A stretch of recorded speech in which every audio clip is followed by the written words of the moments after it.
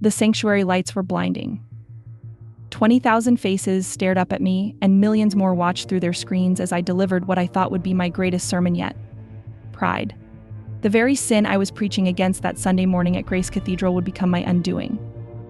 Pride, I declared from my gleaming pulpit, my voice resonating through the state-of-the-art sound system, is the silent killer of the soul. The irony of those words still haunts me to this day.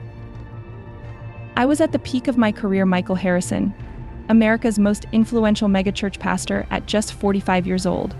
My latest book, Living Your Best Life in Christ, had topped the Christian bestseller lists for 52 weeks straight.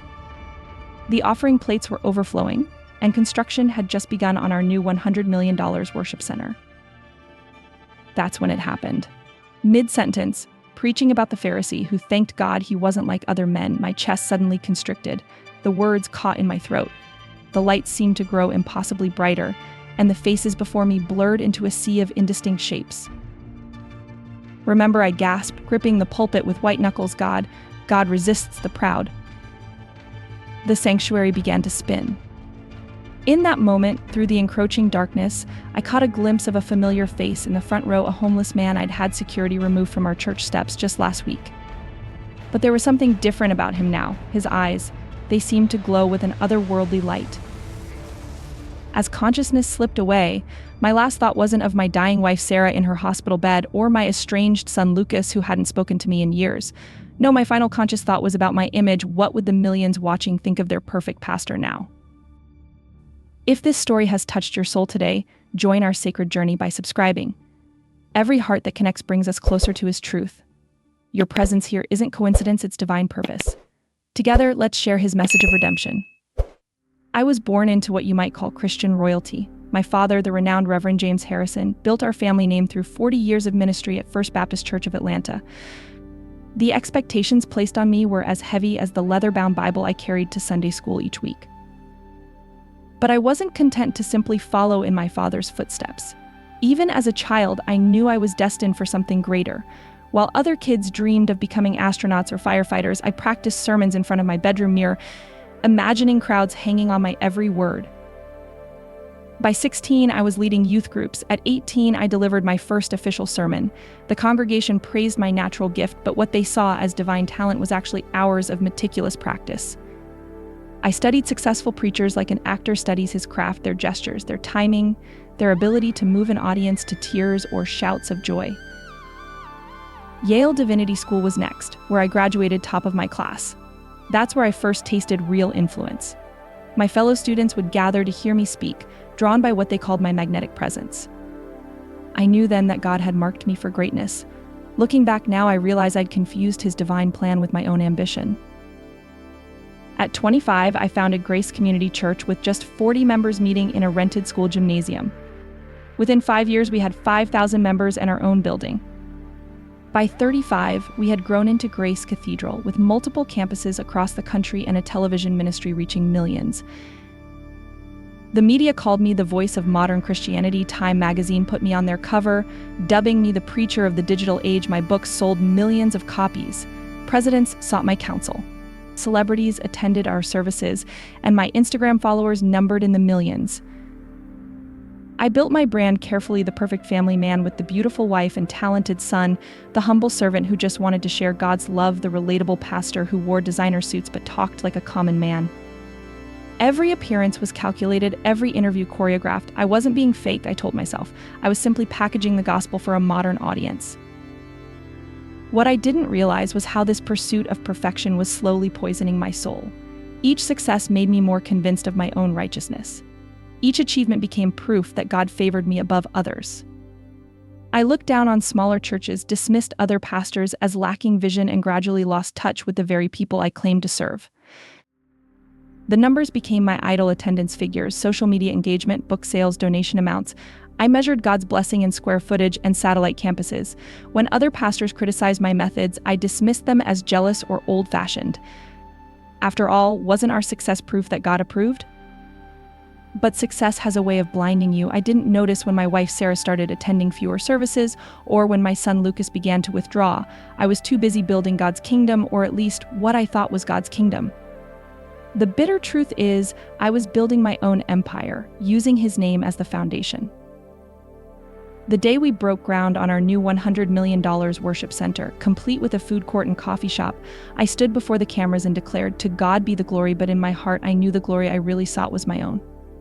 That should have been my warning sign, but pride has a way of drowning out the whispers of conscience. If only I had known then what I know now. If only I had seen that my rise to fame was actually the beginning of my fall. But God, in his infinite mercy, was about to show me the truth about myself in the most dramatic way possible. Sometimes it takes losing everything to find what really matters. Behind the gleaming doors of our $5 million mansion, my perfect family was falling apart. Sarah, my wife of 20 years, was fighting a losing battle with stage 4 cancer, though we kept this hidden from our congregation. It would only distract from the ministry I had convinced her. What I really meant was that it would tarnish our image of divine blessing and prosperity. I can still remember the night she tried to tell me about her diagnosis. I was reviewing the final edits of my latest book, barely listening as she spoke about doctor's appointments and treatment options. "Michael," she had said softly, "I'm scared," I responded by quoting scripture about healing and faith, never looking up from my manuscript. Now I realized she didn't need verses that night, she needed her husband. Sarah attended every service, sat in the front row, and smiled for the cameras, all while enduring chemotherapy in secret. She never complained, never questioned why I spent more time with church donors than at her bedside. Her quiet strength should have humbled me. Instead, I saw it as God's way of maintaining our ministry's image. "You're so strong in your faith, dear," I would say, not recognizing the tears behind her smile. Then there was Lucas, our 17-year-old son. A gifted musician, he led worship at our youth services, though his heart wasn't in it anymore. I chose not to notice how he flinched when I touched his shoulder, or how his songs had grown darker, more questioning. When he asked to study music at Berkeley instead of following me into ministry, I dismissed it as youthful rebellion. "No son of mine will waste his God-given talents on secular music," I declared, slamming my study door on his dreams. The night Lucas ran away, leaving only a note that read, "I can't live up to your God anymore. Dad, I was too busy preparing my Sunday sermon to file a police report. He'll come back when he's hungry," I told Sarah, who cried herself to sleep that night. I didn't know then that my son was sleeping on the streets, playing his guitar in subway stations, trying to find his own way to God without the weight of my expectations. Our home became a museum of forced perfection. Crystal awards for ministry excellence lined the shelves. Family portraits showed us smiling in color-coordinated outfits, Sarah's illness hidden beneath careful makeup. But there were no recent photos of Lucas. I had removed them, just as I had removed any evidence that my family wasn't as perfect as my public image required. The staff knew not to disturb me in my home office, where I spent hours crafting sermons and social media posts. Through the thick oak door, I sometimes heard Sarah's muffled sobs or her whispered prayers. "God, please help him see us," she would plead. I told myself she was praying for Lucas's return. Now I know she was praying for me. Even our golden retriever, Grace, chosen because she looked perfect in family photos, knew something was wrong. She stopped sleeping in our bedroom, choosing instead to lie outside Lucas's empty room, whining softly at night. I scolded her for making such ungrateful sounds in a house that was supposedly blessed by God. The morning before my collapse, Sarah had tried one last time to reach me. "Michael," she said, her voice weak but determined, "what good is it to gain the whole world if you lose your own family?" I responded with an irritated sigh, reminding her that Jesus himself had said he came to divide families. I was too blind to see that I, not Jesus, had caused this division. That was our last conversation before everything changed. If I had known what was coming, the divine intervention that would shatter my carefully constructed world, would I have done things differently? Would I have held my dying wife, sought out my lost son, been the shepherd to my family that I pretended to be for my flock? God, in his mysterious ways, was about to show me the true cost of my pride, and the price would be higher than anything I could have imagined. They say when you're dying, your life flashes before your eyes, but as I collapsed on that polished pulpit, broadcast live to millions, all I saw was darkness. A suffocating, all-consuming darkness that felt almost alive. The pain was excruciating, like 1,000 red-hot knives stabbing into my chest. I could hear gasps from the congregation, the clatter of my microphone hitting the floor, and someone shouting for a doctor. Through the chaos, I caught fragments of prayers being offered up by my faithful followers. "Lord, save him, not our pastor. We rebuke this attack from the enemy." But beneath those desperate prayers, I heard something else: laughter.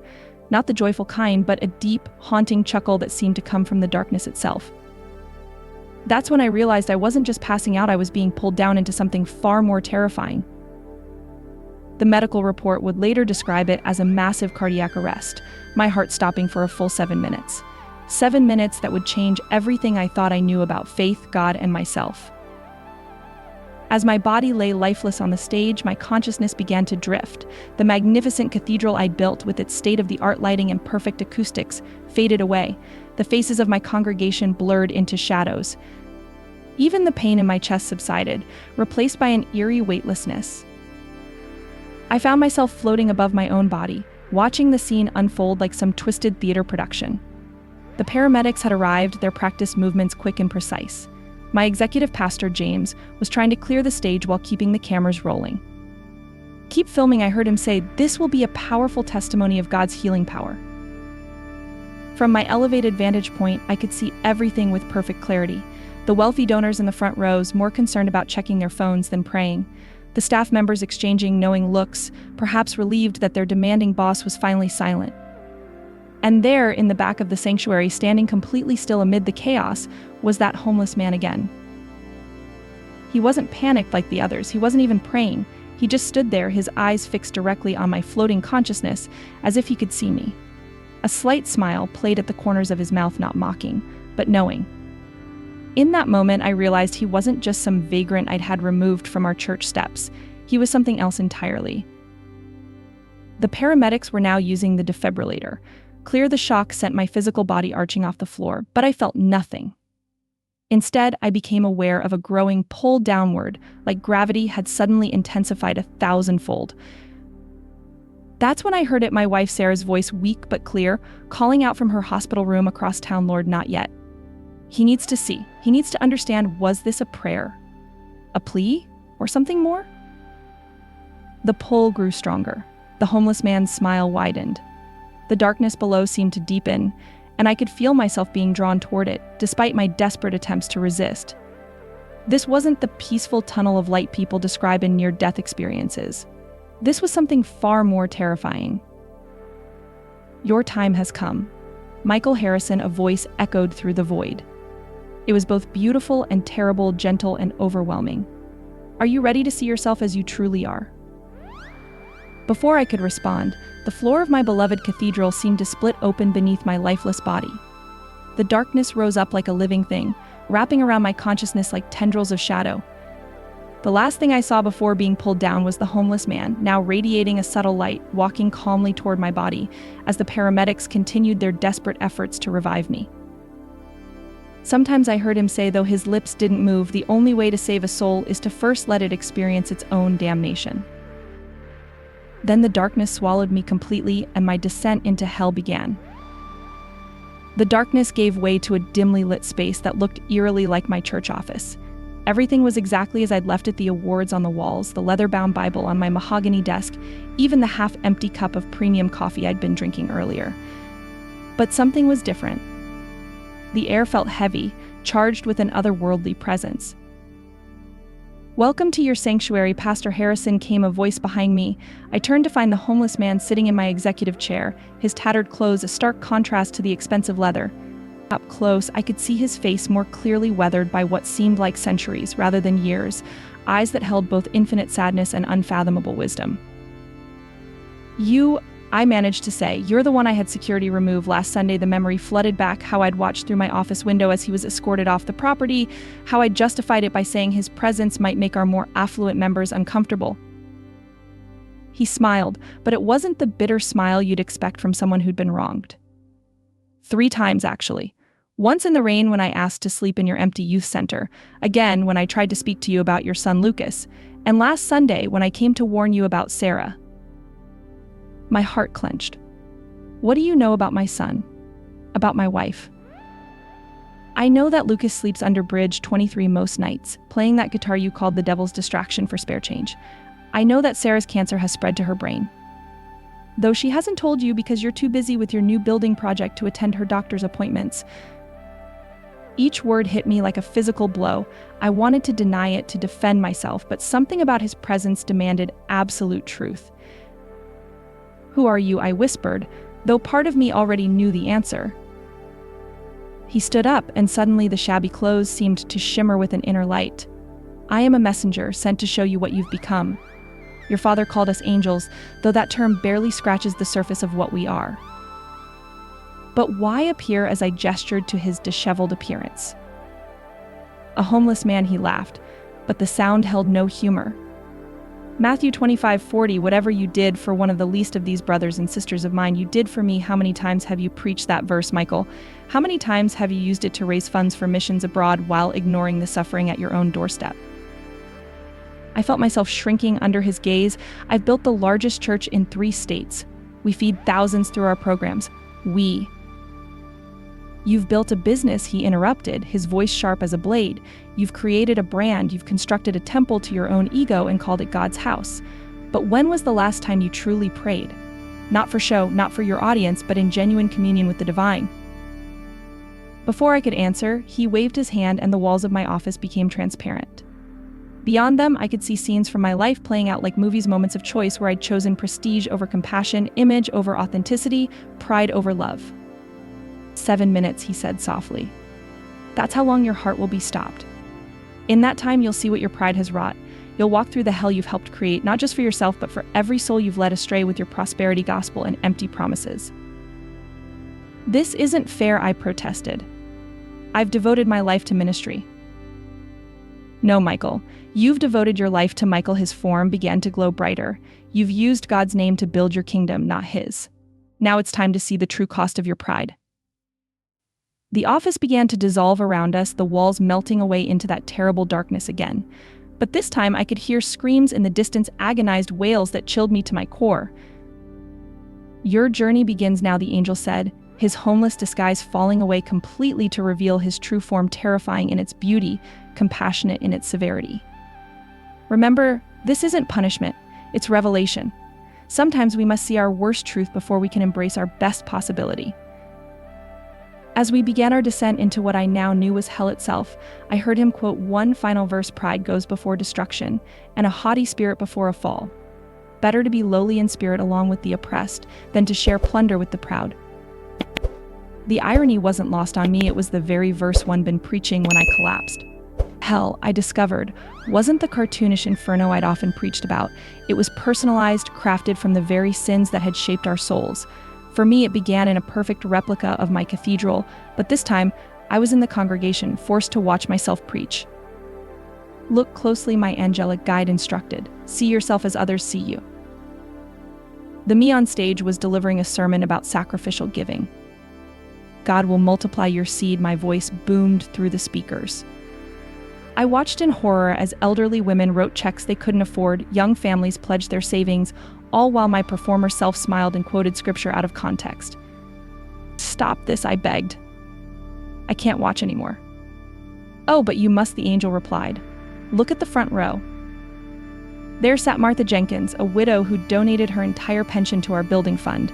She'd later lost her home, and when she'd come to me for help, I'd had my assistant turn her away. "We're not a welfare office," I'd said.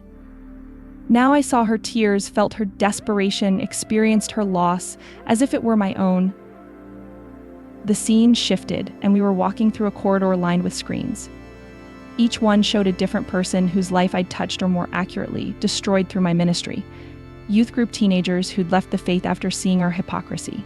Staff members I'd berated and humiliated. Marriages that had crumbled under the weight of our prosperity demands perfection teaching. But the worst was yet to come. The corridor opened into a vast chamber where I saw familiar faces, other pastors, religious leaders, and prominent Christians writhing in their own personal torments. Among them was Pastor David Thompson, my biggest rival, who had committed suicide after I'd exposed his financial misconduct. What I'd never revealed was that I'd manipulated the evidence to make his minor indiscretion look far worse than it was. "Your hands are stained with his blood," the angel said quietly. I never meant for him to. My voice trailed off as I watched David relive his final moments over and over. "We passed through circles of hell that Dante himself couldn't have imagined. In one, religious leaders were forced to experience the pain they'd inflicted on others in the name of God. In another, prosperity preachers were buried in the very wealth they'd coveted, suffocating under mountains of gold. Notice, my guide said, how each soul creates its own torment. Pride builds these walls. Arrogance forges these chains. In the distance, I heard a familiar voice singing hymns. Following the sound, I found one of my associate pastors, James Miller, performing praise and worship songs to an empty room. "What's his sin?" I asked. "Like you, he loved the performance more than the presence. Now he has his stage for eternity, but no audience to admire him." The further we descended, the more personal the torments became. I witnessed myself in countless variations preaching to congregations of mannequins, running endless building campaigns that never reached completion, writing books that dissolved into meaningless symbols. Each level reveals a deeper truth, my guide explained. Your hell is not fire and brimstone, but the eternal recognition of what you've done, what you've become, and what you've lost. We reached a vast amphitheater where thousands of souls sat in darkness, desperately searching for a light they'd been promised but never found. With horror, I recognized the members of my congregation who had followed my teaching blindly, trading authentic faith for empty showmanship. "These are your sheep," the angel said, his voice heavy with sorrow. "The ones you led astray with your gospel of greed and self-glorification. Each one trusted you to show them the way to God. Instead, you showed them the way to this darkness." I fell to my knees, overwhelmed by the weight of my responsibility. I didn't know I whispered. I thought I was helping them. "Pride always disguises itself as virtue," my guide replied. "But we're not finished yet. There's someone else you need to meet, someone whose influence shaped your path more than you know." As we turned to continue our journey, I heard the souls in the amphitheater begin to recite my own sermons back to me, their voices a haunting chorus of broken promises and shattered faith. "Remember," the angel said, "this is only the beginning of your revelation.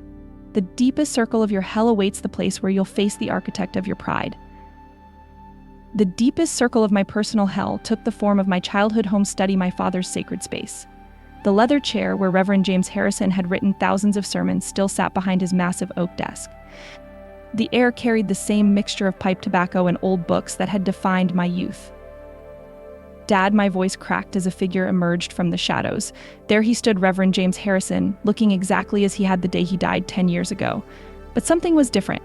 The commanding presence that had once filled every room now seemed hollow, like a costume worn too long. "Welcome, son," he said, his voice carrying that familiar note of disappointment. "Have you come to join the family business?" He gestured around the study, and I realized with horror that the books lining the walls were weeping tears of blood. "You're not supposed to be here," I stammered. "You were a great man of God," everyone said. "Everyone said what I trained them to say," he interrupted, laughing bitterly. "Just like you learned to do, the great Reverend Harrison and his perfect legacy. Tell me, Michael, did you ever wonder why I pushed you so hard into ministry?" The angel stood silently by the door, watching as my father circled the desk toward me. Each step revealed more of his true nature, the polished exterior cracking to show the corruption beneath. "It wasn't for God's glory," my father continued. "It was for mine. Every sermon, every baptism, every prayer, it was all about building the Harrison name. And you, my son, you exceeded my wildest dreams. You took our little family dynasty and turned it into an empire." "No," I protested. "I did it for God. I built Grace Cathedral for his kingdom." "Did you?" His face twisted into a sneer. "Then why does it have your name on every billboard? Why does every book cover feature your face? You learned well from me, son, too well. At least I only destroyed one congregation. You've poisoned millions with your pride." Memories flooded back, my father demanding perfection, punishing any sign of weakness, teaching me that appearance mattered more than authenticity. I saw now how his legacy of pride had flowed through my veins like a spiritual poison. "Remember this," he pulled out a worn leather belt. "The night you got a B in Bible study, Harrisons must excel in God's work," I said. But it was never about God's work, was it? It was about our reputation, our legacy, our pride. The angel finally spoke. "Generational sin is the hardest chain to break. Pride passed from father to son, growing stronger with each generation." My father turned to the angel, his facade crumbling further. I taught him everything he knows: how to smile while stabbing a rival pastor in the back, how to quote scripture while counting the offering, how to build a kingdom of sand and call it God's temple. "You're wrong," I whispered. But even as I said it, I saw the truth. Every manipulation, every power play, every decision I'd made to enhance my image, they were all lessons learned at my father's knee. "Am I?" He laughed again. "Look at your son, Lucas. You did to him exactly what I did to you. The only difference is he was stronger than you were. He escaped. You stayed and became me." The truth of his words hit me like physical blows. I saw Lucas's face, saw how I tried to force him into the same mold that had twisted me. "I've become worse than you," I realized aloud. "Much worse," my father agreed, pride evident in his voice. "I just controlled a church. You control an empire. Millions hang on your every word. Follow your path straight to this place." He spread his arms, and the study walls fell away to reveal endless rows of souls, all bearing the mark of our shared sin. "But it's not too late for you," the angel interjected. "Unlike your father, you've been given a chance to see the truth before it's too late. The question is, what will you do with this revelation?" My father's face contorted with rage. "Don't listen to him. We're Harrisons. We don't change. We don't repent. We don't show weakness." In that moment, I saw my future, saw myself becoming this twisted version of my father, dragging more souls into darkness through my pride. The generational curse stretched out before me like a terrible inheritance. "No," I said, finally finding my voice. "This ends with me?" My father lunged forward, but his form began to dissolve. "You can't escape who you are," he screamed. "You're my son, my legacy." "No," I repeated, stronger now. "I am a child of God, and I renounce this pride. I renounce this legacy. I renounce you." As my father's form faded into screaming shadows, the angel placed a hand on my shoulder. "The hardest chains to break are the ones we mistake for armor," he said softly. "But your journey isn't over yet. There's still more for you to see." The next phase of my journey took me through a series of spaces that seemed to float in the void, each one a perfect recreation of moments I'd failed those closest to me. Unlike the previous visions of hell, these were intimately personal, stripped of any religious pretense. The first scene materialized around a Sarah's hospital room 3 months ago. I watched myself sitting there, typing on my laptop while she received chemotherapy. Michael, my wife's voice was weak. "Could you just hold my hand for a while?" But the other me kept typing, muttering something about an urgent sermon deadline. "You missed it," the angel said quietly. "Look at her eyes." I looked closer and saw what I'd been too blind to see before: the fear, the loneliness, the quiet resignation. Sarah had needed her husband, not her pastor. She had needed love, not scripture quotes. 732, the angel said. "What?" "That's how many times she's cried herself to sleep while you were working late at church. Each tear counted by heaven, each sob heard by God." The scene shifted to Lucas's bedroom, the night of his high school talent show. He'd written a song about faith and doubt, about struggling to believe in a God who seemed more concerned with appearances than love. I'd forbidden him to perform it, calling it blasphemous. Now I watched as my son sat alone on his bed, slowly putting his guitar in its case. "Play it for me now," I whispered. "Please." The angel waved his hand, and Lucas's voice filled the space, beautiful, raw, honest in a way my sermons had never been. The lyrics spoke of a son's desperate search for a father's love, a feeling crushed under the weight of religious perfection. How had I not heard the pain in his words? How had I dismissed such profound questioning as mere rebellion? "Your son has more genuine faith in his doubts than you have in all your certainties," the angel observed. We moved through more moments: the Christmas I'd missed because of a TV special, the counseling sessions I'd delegated to associates because they weren't important enough for my time, the staff meetings where I'd humiliated young pastors for not meeting my impossible standards. Each memory was accompanied by what the angel called heaven's perspective, the true impact of my actions on the souls involved. I saw how my harsh words had shattered a young worship leader's faith, how my dismissal of a secretary's family crisis had led her to question God's love, how my constant pressure for perfection had created a culture of fear and pretense. But the deeper failure, the angel said, was to yourself. The scene changed to my private prayer room at the church. I watched myself going through the motions: eloquent words, perfectly timed pauses, practiced gestures. But there was no real connection, no genuine seeking. It was all performance, even in moments meant to be intimate with God. When was the last time you prayed without thinking about how it would sound to others? The angel asked. When was the last time you read the Bible not for sermon material, but for your own soul? I couldn't remember.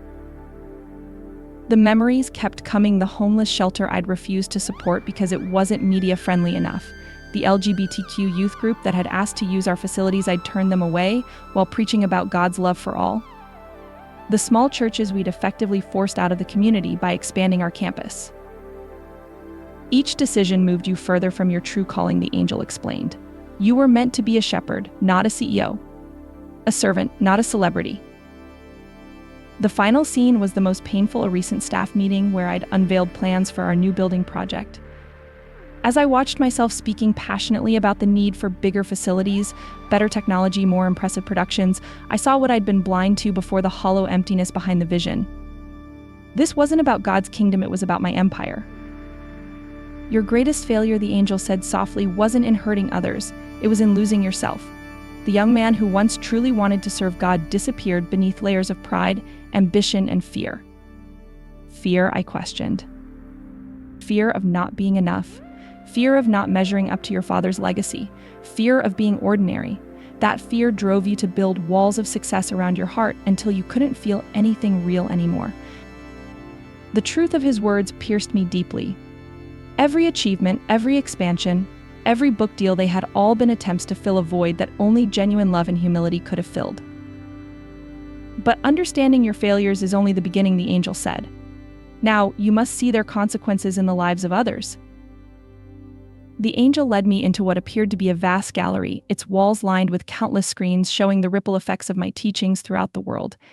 Each display revealed how my message of prosperity and performance-based faith had poisoned genuine spirituality. Let me introduce you to some of your disciples, the angel said, stopping before the first screen. It showed a young pastor in Singapore preaching my exact words about wealth being a sign of God's favor. As I watched, his small but vibrant community church transformed into a cold corporate enterprise. Members who couldn't afford to sow abundantly were gradually pushed to the margins. Your influence reaches further than you know, the angel explained. Your books, your broadcasts, they've created a generation of leaders who measure God's blessing in dollar signs. The next screen showed a teenage girl in her bedroom, tears streaming down her face as she read my book about living your best life in Christ. Her diary lay open, filled with self-hatred because she couldn't maintain the perfect Christian image I'd promoted. Day 472, she'd written, "Still not good enough for God." Emily Turner, the angel said. She took her life 3 months after reading your book. She couldn't reconcile her mental health struggles with your teaching that true believers should always be joyful. My heart shattered. I never meant. Intent means little when pride corrupts the message, the angel interrupted. Watch. Screen after screen revealed similar stories: a small African church that had sold its food ministry to build a more impressive sanctuary. A faithful elderly couple bankrupted by following my prosperity teachings. Youth pastors who'd abandoned their calling because they couldn't meet the standards of success I'd established. But the most devastating display showed a familiar face: Jason Chen, my former associate pastor. I'd publicly humiliated him for questioning our church's spending, forcing him to resign. The screen showed his descent into depression, his crisis of faith, his family's suffering. He was the one true prophet in your midst, the angel said, the one voice willing to speak truth to your power. And you crushed him to maintain your image. We moved to a section showing church services around the world. Each one was a carbon copy of Grace Cathedral's model: the same lighting, same worship style, same marketing techniques. But something essential was missing: authenticity, community, genuine spiritual growth. You've created a franchise of faith, the angel observed, but what feeds the stomach often starves the soul. The scenes shifted to show intimate moments in homes and private spaces, people feeling guilty for not being blessed enough, parents pressuring their children to maintain perfect Christian appearances, marriages crumbling under the weight of financial strain caused by excessive giving to ministries like mine. Your prosperity gospel has become a gospel of despair for those who don't prosper, the angel said. You've turned God into a cosmic vending machine where faith plus giving equals blessing. Those who don't receive must therefore lack faith, a cruel theology that blames the vulnerable for their suffering. We paused before a final screen showing a global map with points of light going dark one by one.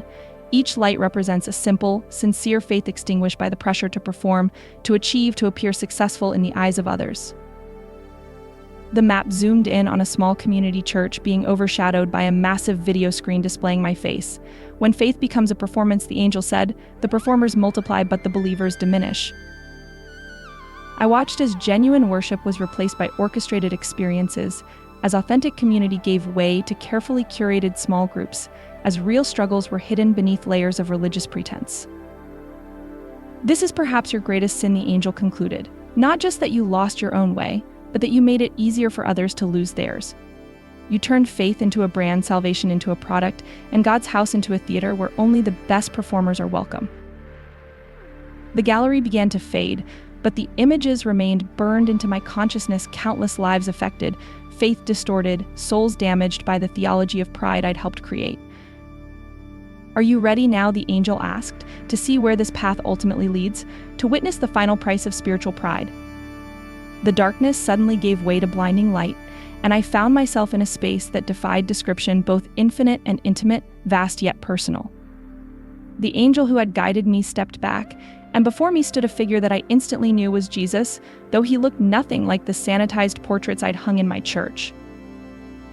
His presence was overwhelming, pure love and truth combined in a way that stripped away every pretense, every defense, every carefully constructed image I'd built over the years. I wanted to fall to my knees, but found myself frozen, unable to move or speak. Michael, he said, and my name in his voice contained every sermon I should have preached, every truth I had avoided, every soul I had led astray. You have used my name to build your kingdom.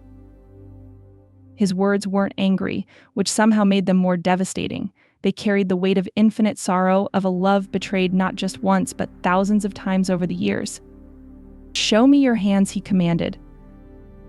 I lifted them, and to my horror, they were stained with what looked like ink, but I knew it was something far more significant.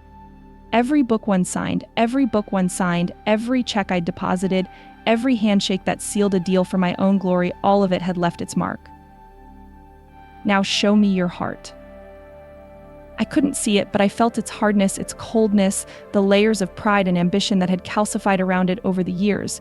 What had once been flesh had become stone. What had once beat with passion for God now pulsed with self-interest.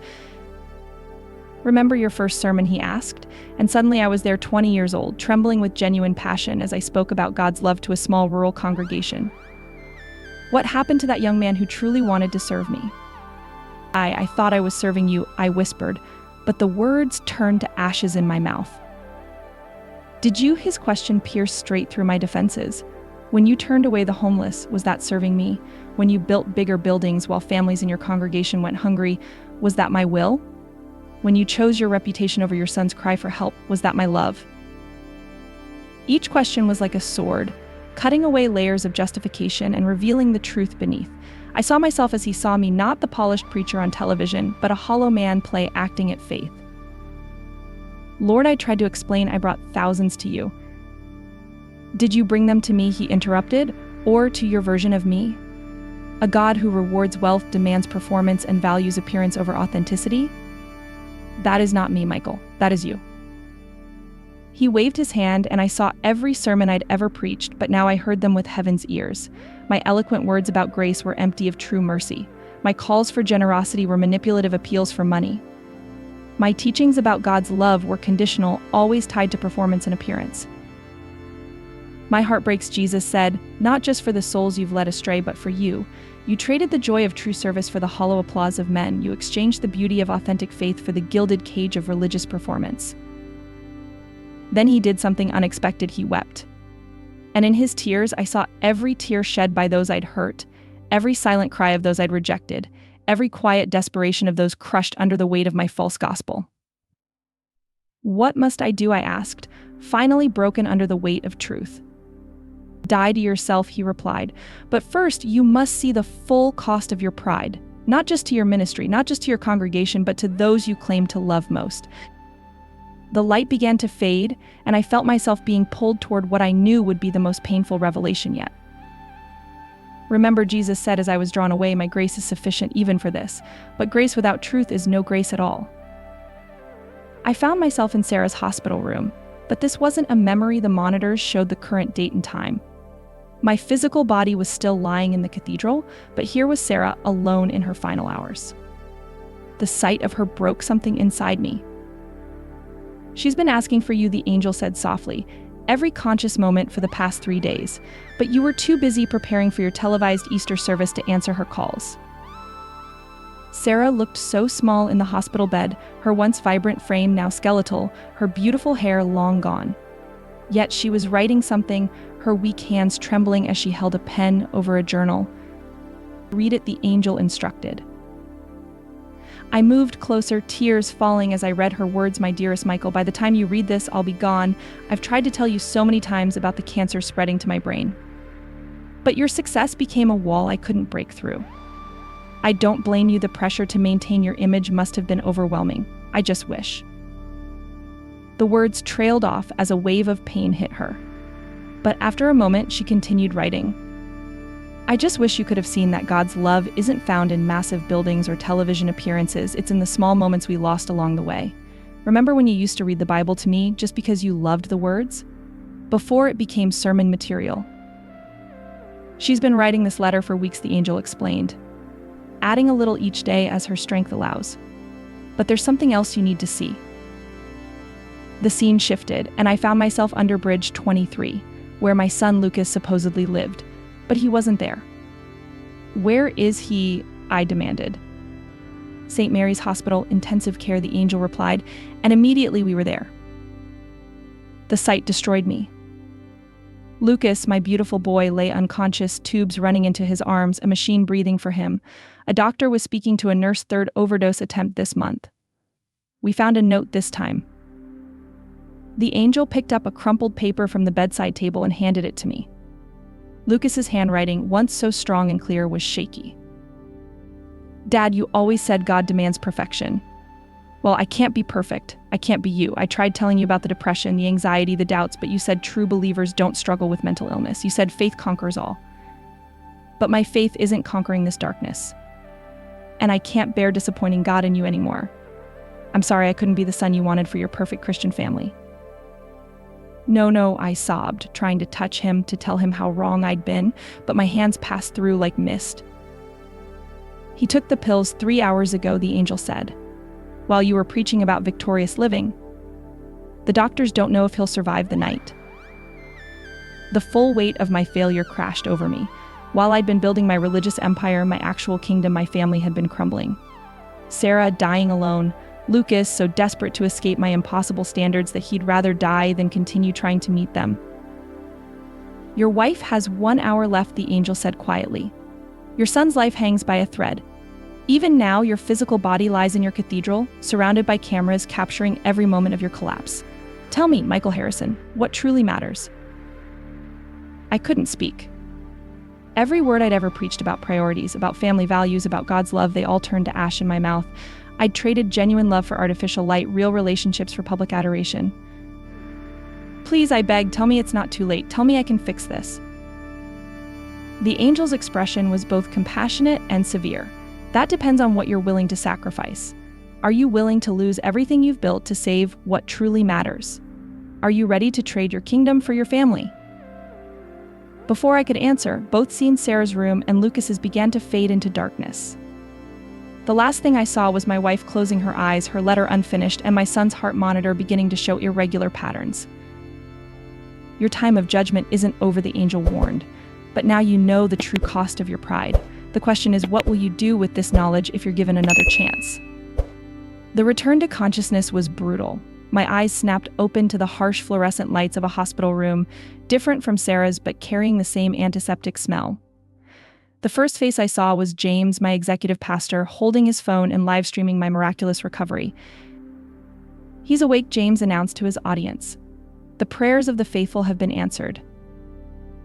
I tried to speak, but my throat was raw from the intubation. A nurse pushed past James, checking my vitals and gently asking me to remain calm.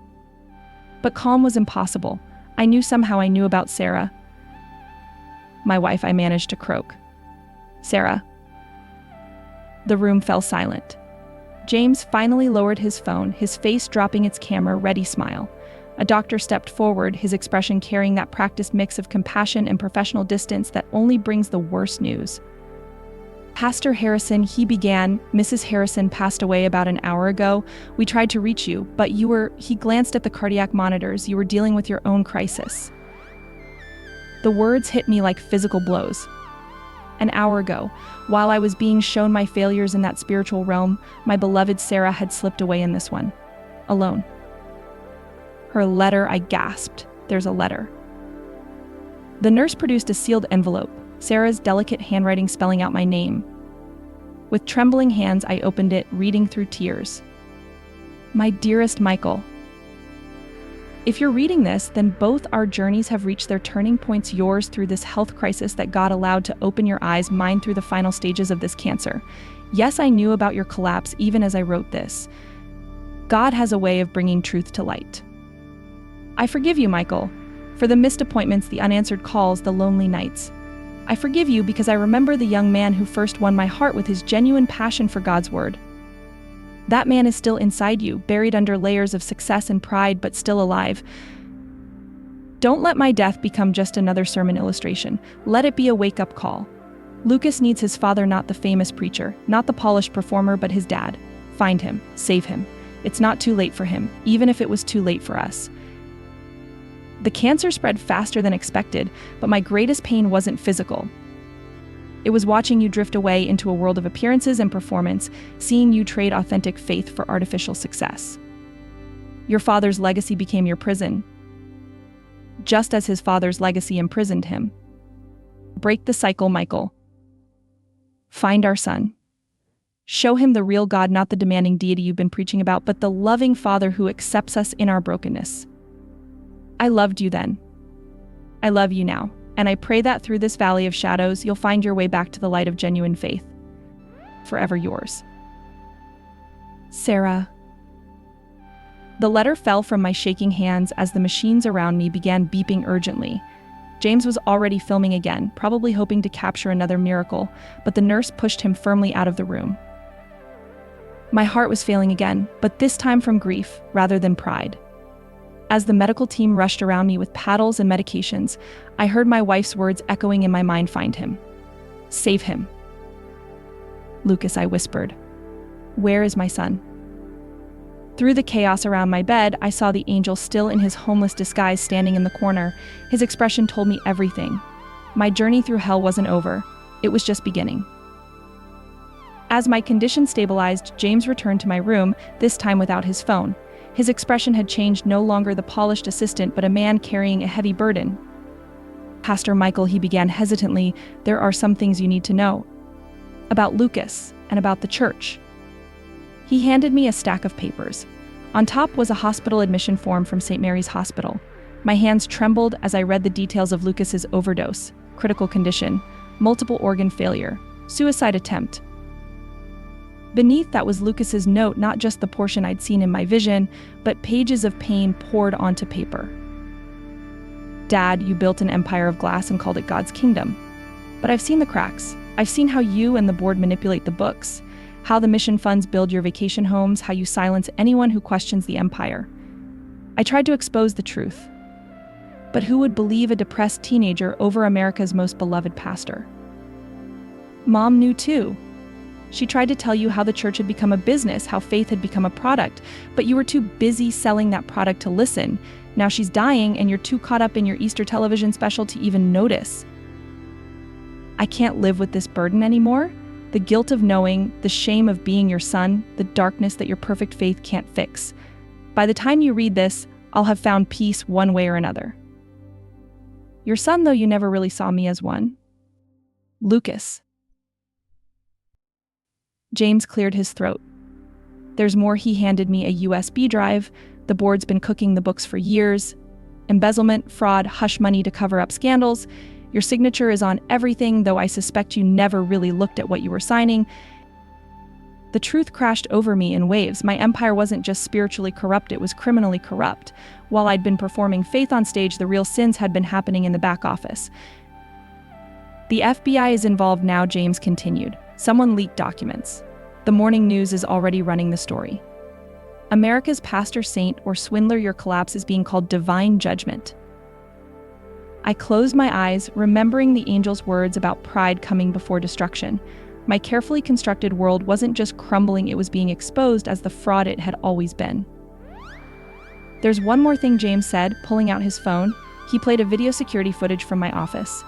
In it, Sarah was trying to show me documents, trying to warn me about the corruption. But I was too busy rehearsing for a television appearance to listen. That was 3 months ago, just before her cancer spread to her brain. "She tried to save you," James said quietly. "They both did. But you couldn't hear anything that might disturb your perfect world." The monitor started beeping again as my heart rate spiked. But this time, the pain wasn't physical, it was the agony of truth too long denied. Through my tears, I saw the homeless angel standing in the doorway watching. His expression wasn't judgmental, but it carried a clear message: the time for performance was over. Now was the time for truth. "James," I managed to say, "call a press conference." "But sir, your condition." "Now, it's time to tell the truth. All of it." But first I tried to sit up, pulling at the tubes and wires. "Take me to my son. If he's going to die, he deserves to hear the truth from me first. No cameras, no performance, no pretense. Just a father trying to save his son." As the medical staff rushed in to stop me from leaving, I caught the angel's slight nod of approval. The path to redemption would be painful, but at least it would be real. Against medical advice, I persuaded them to wheel me to Lucas's room in the ICU. The homeless man, my mysterious guide through hell, followed silently. The hospital corridors seemed endless, each turn bringing me closer to a truth I wasn't sure I was ready to face. Outside Lucas's room, the homeless man suddenly stepped in front of my wheelchair. "Before you go in," he said, his voice carrying that same otherworldly resonance I'd heard in my visions, "it's time you understood who I really am." The fluorescent hospital lights dimmed, and his appearance began to change. The tattered clothes dissolved into pure light, his weathered face transformed into something both beautiful and terrifying. Wings of light unfurled behind him, filling the corridor with a radiance that was somehow both blinding and gentle. "My name is Raphael," he said, his voice now carrying the weight of eternity. "I am a healer sent to those whose souls need the deepest healing. 20 years ago, I appeared to you in a dream, warning you about the path of pride you were choosing. You dismissed it as indigestion." Memories flooded back, a dream I'd purposely forgotten, a warning I'd chosen to ignore. The same face, the same message: your ministry will reach millions, but at what cost to your soul? "You've appeared to me before?" "As what?" "As the janitor who tried to tell you about the homeless family sleeping in your church's parking garage, as the elderly woman who warned you about the board's financial misconduct, as the youth counselor who begged you to listen to Lucas's cry for help. Every time you looked right through me, too focused on your own glory to see God's messenger." His light dimmed slightly, becoming more bearable to my human eyes. "But now, in your moment of complete brokenness, you can finally see. This is why God allowed your collapse. Sometimes the greatest mercy is letting us hit bottom so we can look up and see truth." "Why me?" I whispered. "Why go to all this trouble for one lost soul?" Raphael smiled, and in that smile I saw the infinite patience of divine love. "Because every soul matters. Because your influence reaches millions, for better or worse. Because a father's redemption can heal a son's wounds. Because Sarah's last prayer was for you to find your way back to authentic faith." He placed his hand on my shoulder, and I felt warmth spread through my body, not healing exactly, but strengthening. "The choice has always been yours, Michael. You can go into that room as America's pastor, with your rehearsed prayers and polished performance. Or you can go in as Lucas's father, broken but real, ready to speak truth and seek forgiveness." "Will he live?" I asked. "That depends on more than just medicine," Raphael replied. "Some wounds require a father's love to heal. Some poisons can only be drawn out by truth. Are you ready to be that father? To speak that truth?" I looked down at my hospital gown, no designer suit, no camera-ready makeup, no carefully crafted image, just a broken man in a wheelchair, finally ready to be real. "Yes," I whispered. "No more performance. No more pride." Raphael's form began to fade, but his voice remained clear. "Then go. Show your son that grace isn't earned through perfection but received in brokenness. And remember, I'll be watching, just as I always have been." As his light dimmed completely, I heard his final words: "Sometimes the greatest miracle isn't in the healing of the body, but in the restoration of the soul." As I sat by Lucas's bedside, holding his limp hand, a nurse entered with an unexpected delivery, a sealed envelope found among Sarah's personal effects at her hospital room. Unlike her first letter, this one was addressed to both Lucas and me. With trembling hands, I opened it, and Sarah's final wisdom poured forth. My dearest boys. If you're reading this together, then God has answered my deepest prayer that you would find each other again. Michael, my love, your collapse was not a coincidence. Lucas, sweetheart, your pain is not punishment. This moment, however dark it seems, is God's mercy in disguise. I've watched you both suffer under the weight of perfection, a legacy of pride passed down through the Harrison men like a spiritual poison. Michael, your father crushed your spirit with his expectations, and unknowingly you did the same to our son. But chains of generational pride can be broken. They must be broken. Lucas, your father doesn't know that you visited me every night these past months while he was busy with his empire. Those midnight conversations in my hospital room showed me your beautiful heart, your deep questions about faith, your struggle with depression, your anger at the church's hypocrisy. You were right about so many things, my brave boy. The corruption you tried to expose, the emptiness you saw behind the performance, your eyes were clear while ours were clouded. Michael, our son has your original heart, the one I fell in love with 25 years ago before success hardened you. Remember that young pastor who wept while reading scripture? Who sat with dying patients and held their hands? Who saw God's beauty in simple moments? That man is still inside you, waiting to be freed from the prison of pride you built around him. I'm leaving you both my most precious possession, my journals from the past 20 years. In them, you'll find the real story of our family, not the polished version we presented to the world. You'll see my struggles with your father's growing fame, Lucas.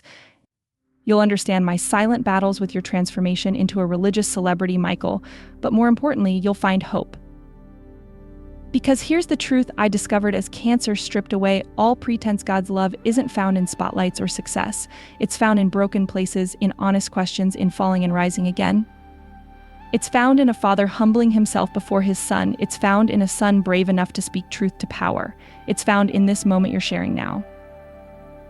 Michael, take our son's hand and listen, really listen to his heart. Lucas, look at your father's tears and see the man behind the mask. Forgiveness won't come easily, but it will come. Truth will hurt, but it will also heal. The church empire may fall. The scandal may spread. Your reputation, Michael, may never recover. But none of that matters. What matters is this moment, this choice, this chance to rebuild not a ministry, but a family. I love you both more than words can say, and I'll be watching, trusting that from these ashes, something authentic and beautiful will rise. With eternal love and hope. Sarah, Mom. P.S. Lucas, your music speaks more truth than all your father's sermons combined. Don't ever stop singing your questions to God. And Michael, our son's doubts are holier than your certainties ever were. Listen to his songs, they're your way home. The letter fell from my hands as Lucas's monitors beeped steadily in the background. Through my tears, I saw something I hadn't noticed before. His hand still gripped a worn guitar pick, even in his unconscious state. Reaching into my hospital gown pocket, I found my phone. With shaking fingers, I pulled up the video of his band talent show performance, the one I'd secretly recorded while forbidding him to share it. It was time to listen, really listen, to my son's heart. Lucas survived. The doctors called it miraculous, but I knew better. Love, truth, and grace, these were the real medicines that brought my son back from the brink. For 3 days, I sat by his bed, playing his music through the hospital room speakers. I listened, really listened to every lyric, every question, every cry of pain and doubt. His songs weren't blasphemous as I'd once declared. They were honest prayers, more genuine than any sermon I'd ever preached. When he finally opened his eyes, my first words weren't from scripture. I'm sorry, I said simply, tears flowing freely. I was wrong about everything. His weak voice cracked as he replied, Dad? Not Pastor Harrison. Just Dad, I affirmed, if you'll still have me as one. The healing began slowly. Each day, as Lucas grew stronger, we really talked about everything. The church's corruption, which he had tried to expose. The crushing weight of expectations I'd placed on him. The depression I'd dismissed as lack of faith.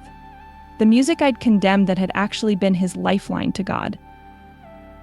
One afternoon, he asked me to hand him his guitar. His fingers, still weak from the overdose, found the chords of that band talent show song. As he played, I finally understood. His music wasn't a rebellion against God, it was a desperate search for authentic faith beneath the glittering surface of our religious performance. The press gathered outside the hospital, hungry for scandal.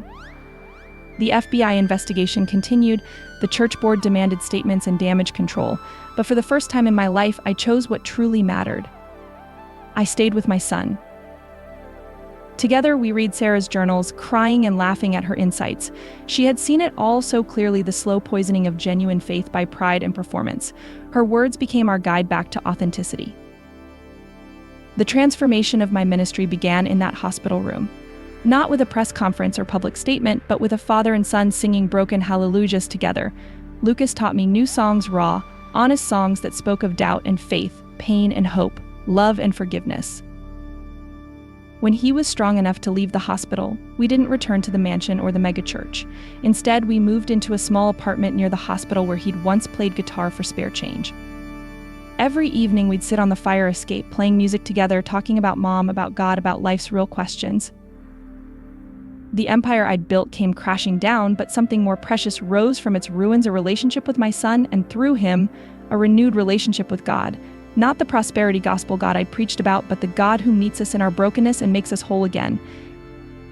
Our new ministry began under Bridge 23, where Lucas had once sought refuge. We started small, just two broken men with a guitar, some sandwiches, and real stories to share. No cameras, no performances, no pressure for conversions or donations. Just genuine presence with those society had forgotten. The homeless community remembered Lucas, the kind musician who'd shared his food and played songs of hope. They were wary of me at first, recognizing the face from TV broadcasts and billboards, but gradually they saw the change in me. Humility has a way of breaking down walls that pride builds. We converted the settlement from our sold mansion into a genuine homeless ministry. The irony wasn't lost on me. The same wealth that had once separated me from authentic faith now served to restore it. Lucas managed the music therapy program while I worked in the kitchen, learning to serve rather than be served. Raphael, my angelic guide, appeared occasionally, sometimes as a homeless man, sometimes as a volunteer, always with that knowing smile.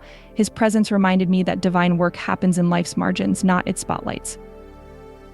Some of my former congregation found us there, drawn not by polished sermons but by genuine transformation. We gathered under the bridge each Sunday, singing Lucas's honest songs of doubt and faith, sharing simple meals, and telling true stories of brokenness and healing. Sarah's legacy lived on in unexpected ways. We established a counseling center in her name specifically for church leaders struggling with the tension between performance and authenticity. Her journals became our curriculum, teaching others about the quiet courage of genuine faith. The FBI investigation concluded with a plea deal. I served community service hours at the same shelters I'd once ignored, finding more purpose in cleaning bathrooms than I'd ever found in television appearances. The headlines faded, but the lessons remained. Lucas and I now lead a small community of wounded healers. We call it Bridge Ministry not because of its location, but because it bridges the gap between religious performance and authentic faith.